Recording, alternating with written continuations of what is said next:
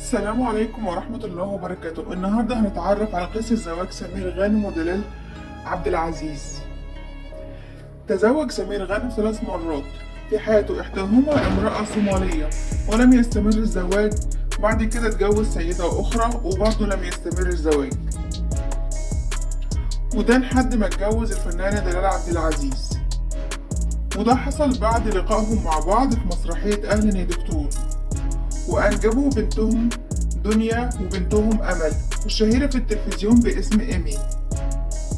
وتعالوا نتعرف على قصة حب دلال وسمير مع بعض. هي قصة حب عمرها أكتر من 37 سنة، أسدلت ستارها في شهر مايو عام 2021 مع وفاة الممثل والفنان الكبير سمير غانم. فالموت أبعده عن حبيبته وزوجته هي دلال عبد العزيز، وأبعده برضه عن بناته الاتنين دنيا وإيمي.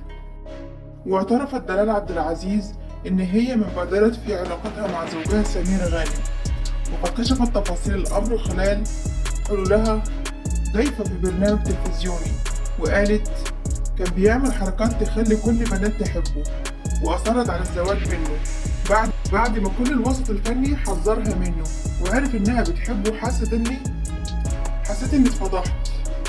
وفي لقاء آخر كشفت بعض التفاصيل، قالت أثناء دراستي في الزقازيق قدمت دور في مسلسل مع الفنانة كريمة مختار. قدمت مع كريمة مختار ولكن والدي كان رافض استكمال مشواري الفني، وسفرني للزقازيق لأستكمل دراستي، وعدت بعدها لتصوير أصيلة معها ومع جورج سيدهم. ووقتها كان بيتم التحضير لمسرحية أهلا يا دكتور، ورشحني لبطولة المسلسل، وأضافت خضعت الاختبار للحصول على الدور، وبالفعل تم قبولي، وكان سمير غانم من بين المختارين لي، وقال لي بعدها لو أعرف إني هتجوزك بعدها ما كنتش قبلتك. وبتقول دلال عبد العزيز إنها أصرت على الزواج من سمير غانم على الرغم من إن البعض حذرها منه، وبقيت 4 سنين اعترضوا للزواج منه، وكل الفنانين الكبار وقتها نصحوني إني أبعد عنه وما اتجوزهوش. وكان من بعض الفنانين دول كان الفنان محمود مرسي ومحمود المليجي وعبد المنعم مدبولي، وصديق عمره طبعا صديق عمره جورج سيدهم نفسه.